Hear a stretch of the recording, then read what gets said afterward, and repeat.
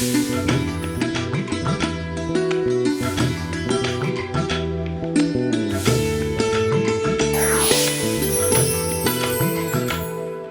నమస్కారం. రైతు సోదరులకు, రైతు నేస్తం వీక్షకులకు, ప్రకృతి ప్రేమికులకు స్వాగతం. నేను హనుమంత్. ఈరోజు ఆంధ్రప్రదేశ్ కర్నూలు జిల్లా కల్లూరు మండలం తడకనపల్లి గ్రామానికి రావడం జరిగింది. ఈ గ్రామానికి కొన్ని ప్రత్యేకతలు ఉన్నాయి. తడకనపల్లి అనగానే అందరికీ గుర్తుకొస్తుంది కోవా. కోవా అనగానే గుర్తుకొచ్చే గ్రామం తడకనపల్లి అనే విధంగా ఇక్కడ ప్రసిద్ధి చెంది ఉంది. ఇక్కడ పశువుల హాస్టల్ను కూడా ఏర్పాటు చేసుకుని ఉన్నారు. అలానే ఈ గ్రామంలో మహిళలు ముఖ్యంగా ఉల్లిగడ్డల్ని డ్రై చేసే ప్రాసెస్ను కూడా చేస్తున్నారు. ఈ విధంగా ఈ వివరాలన్నీ కూడా ఇక్కడి గ్రామస్తుల్ని అడిగి తెలుసుకునే ప్రయత్నం చేద్దాం.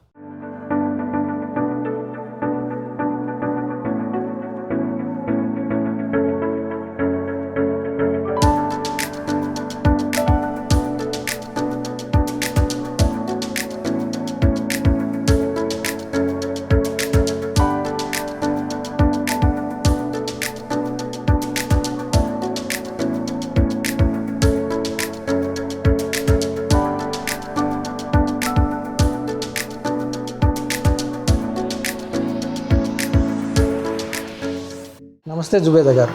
నమస్తే సార్. మీ గురించి ఒకసారి బ్రీఫ్గా తెలియచేయండి. నా పేరు ఎస్ జుబేదాబి, తడకనపల్లి గ్రామం, కల్లూరు మండలం, కర్నూలు జిల్లా, ఆంధ్రప్రదేశ్. నేను డిఓ అధ్యక్షురాలు, శాంతి మండల మహిళా సమైక్య అధ్యక్షురాలని, కర్నూలు జిల్లా సమైక్య అధ్యక్షురాలు. ఇక్కడ ఈ మీ తడకనపల్లి గ్రామానికి చాలా ప్రత్యేకతలు ఉన్నాయి.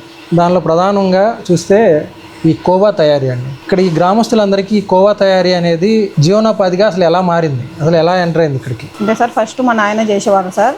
100 సంవత్సరాల క్రితం చిన్నప్పుడు మా నాయనతో 5-10 లీటర్లతో స్టార్ట్ చేసి అది తర్వాత అట్లే మేము డ్వాక్రా సంఘాలకు వచ్చిన తర్వాత దీనిల మీద ట్రైనింగ్ ఇవ్వడం, ఆ డ్వాక్రా బజార్లో పెట్టడం కోవా. ప్రతిసారి మా పీడీ సారు, కలెక్టర్లు ఇల్లు వచ్చినప్పుడంతా ఒక స్టెప్ బై స్టెప్ మార్చినారు సార్ దాన్ని. అట్లాగే అందుకని ఇప్పుడు ఒక 20 కుటుంబాల దాకా కోవా చేస్తాం. మా కుటుంబాలు ఎక్కువ ఉన్నాయి సార్, వేరే కుటుంబాలు ఉన్నాయి. ఒక కుటుంబంలో 50 లీటర్లు ఉంటే 100 లీటర్లు. ఇప్పుడు మా అక్క వాళ్ళు చేసి మా సర్పంచ్ అక్క సార్ ఈమె ఇంట్లో 400 లీటర్లు చేస్తారు. మా దగ్గర 100 లీటర్లు చేస్తాం. ప్రతి ఇంట్లో 100, 200, 300 లీటర్లు, ఎక్కువ అంటే 400, 500 లీటర్లు చేస్తాం. అట్లా అందరూ కలిపితే ఒక 2000, 3000 లీటర్లు పాలకోవా తయారు చేస్తాం సార్. అంటే రెగ్యులర్గా జరుగుతుంటుందండి ప్రాసెస్? రోజు జరుగుతుంది సార్. రోజు ఉదయం సాయంత్రం అట్లా చేస్తూ ఉండాల్సిందే సార్.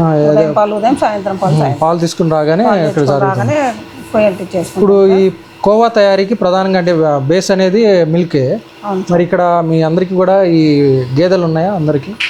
మాకు సపరేట్గా ఎనిమల్ హాస్టల్ ఉంది సార్. ఇక్కడ ఎనిమల్ హాస్టల్ మా బర్రెలు ఉంటాయి, కొంతమంది వేరే వాళ్ళు కూడా ఉంటాయి. ఇళ్ళ దగ్గర కూడా ఉంటాయి సార్. ఇళ్ళ దగ్గర కూడా కొన్ని ఉంటాయి. ఈ పాలే కాకుండా వేరే బైరాపురం, లొద్దిపల్లె, వామసుందరం పాలు కూడా తెచ్చుకుంటారు. ఓకే, మీకు ఆ రిక్వైర్మెంట్ ఉంది కాబట్టి బయట నుంచి కూడా తీసుకొస్తారు.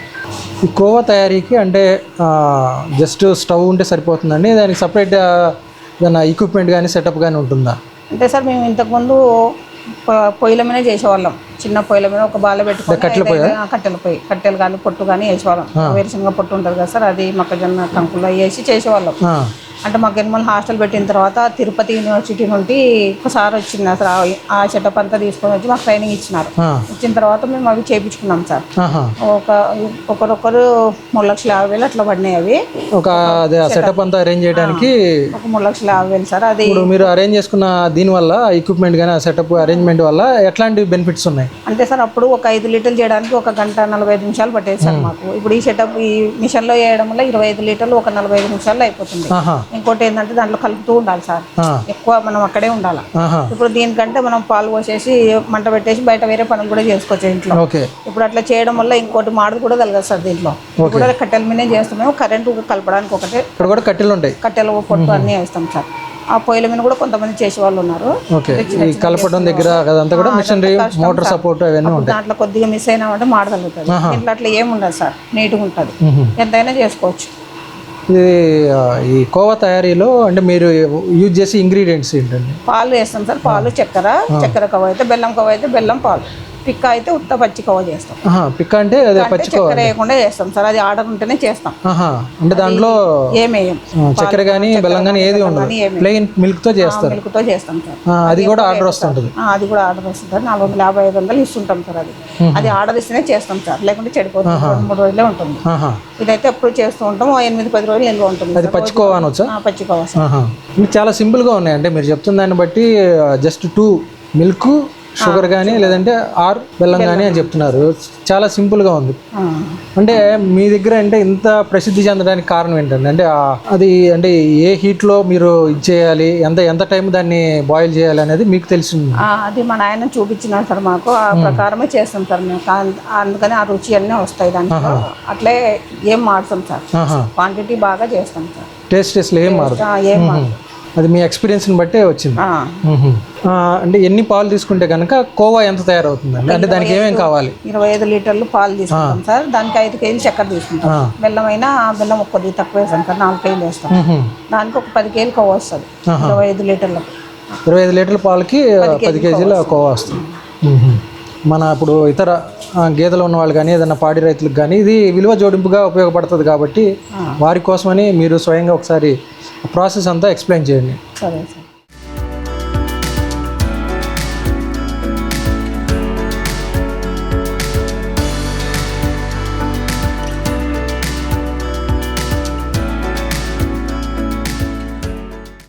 ఇప్పుడు ఇది బైలర్ సార్.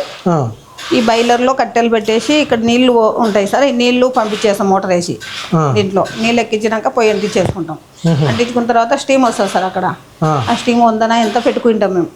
అది వచ్చినప్పటికి ఇది చేస్తాం, ఈ స్టీమ్ ఇస్తాం.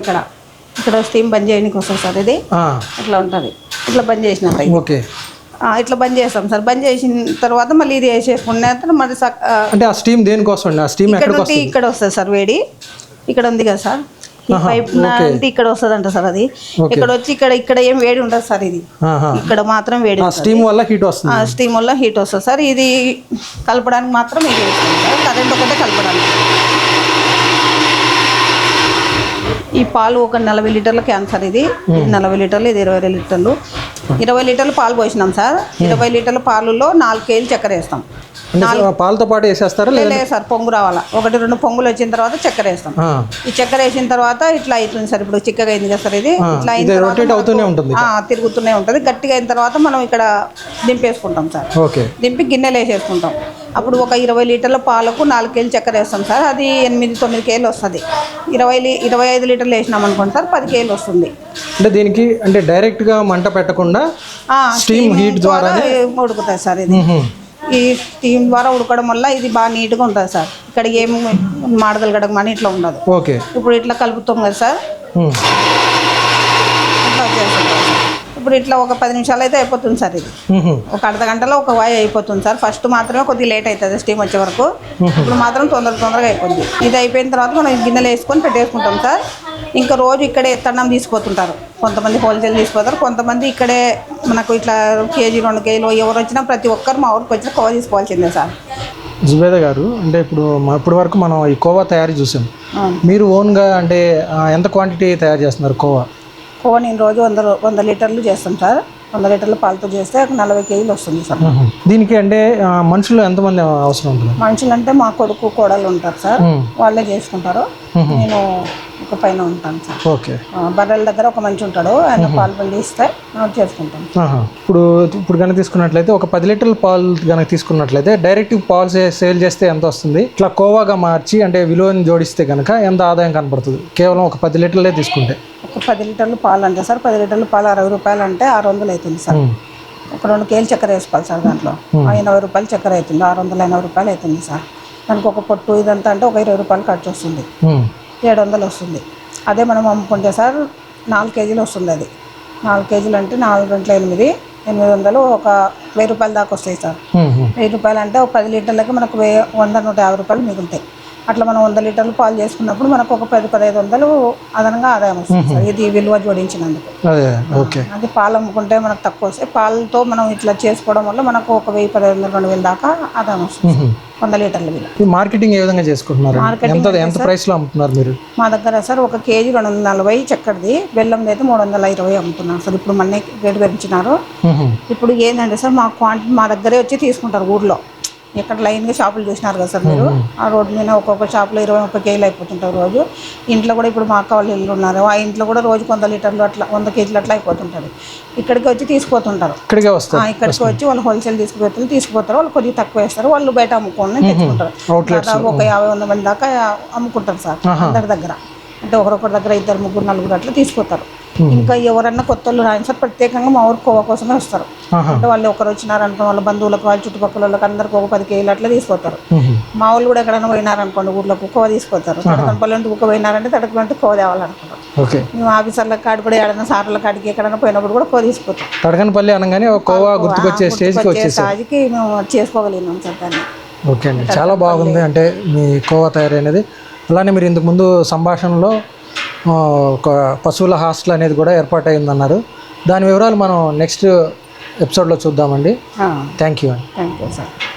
ఈ వీడియో మీకు నచ్చితే లైక్ చేయండి, ఇతరులకు షేర్ చేయండి. వీడియోపై మీ అభిప్రాయాన్ని కామెంట్ రూపంలో తెలపండి. మరిన్ని వ్యవసాయ వీడియోల కోసం రైతు నేస్తం యూట్యూబ్ ఛానల్ ని సబ్స్క్రైబ్ చేయండి. పక్కనే ఉన్న గంట సింబల్ నొక్కి నోటిఫికేషన్స్ ద్వారా తాజా వీడియోల సమాచారం పొందండి.